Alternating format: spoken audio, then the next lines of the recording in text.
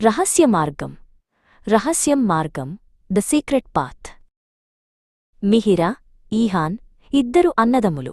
వాళ్ల గ్రామం పక్కనే ఉన్న పాత శిథిలాల దగ్గర ఆడుకుంటూ ఉండేవారు. చిన్నవాడైన ఈహాన్ ఎప్పుడూ ఏదో ఒక ఆసక్తికరమైన వస్తువును కనుగొనేవాడు. ఈహాన్ తవ్విన ఒక విచిత్రమైన, అందంగా చెక్కిన రాతి పలకను మిహిరకి చూపించాడు.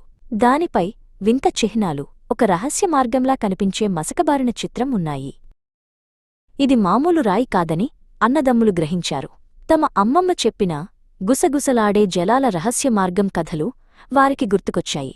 స్థానిక చరిత్రపై, ప్రాచీన లిపిపై జ్ఞానమున్న నిత్య, రియాంష్, వారి స్నేహితుడు శ్రీహాన్ సహాయం తీసుకోవాలని వారు నిర్ణయించుకున్నారు.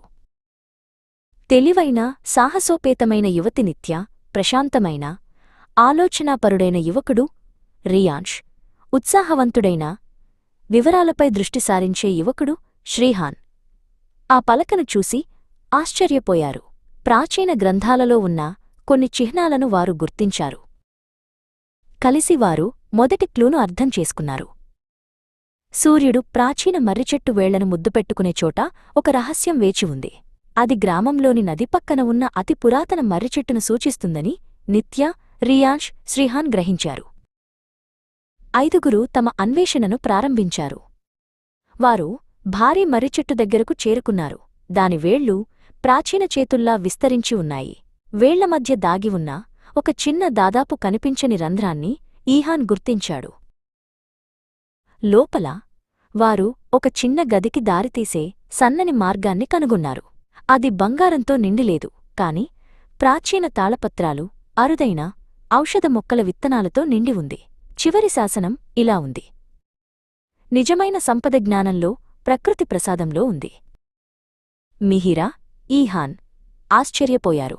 నిధి వారు ఊహించినది కాదు, కాని అది మరింత విలువైనది, జ్ఞానం.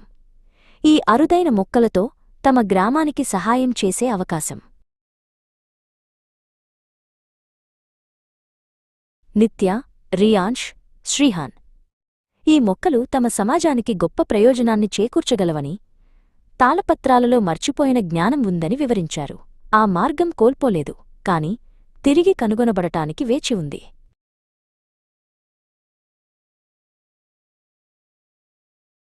అన్నదమ్ములు నిత్య, రియాంష్, శ్రీహాన్తో కలిసి తమ ఆవిష్కరణను గ్రామ పెద్దలతో పంచుకోవడం ప్రారంభించారు. వారు మొక్కలను పెంచడానికి, తాళపత్రాల నుండి జ్ఞానాన్ని పంచుకోవడానికి ప్రణాళికలు వేసుకున్నారు.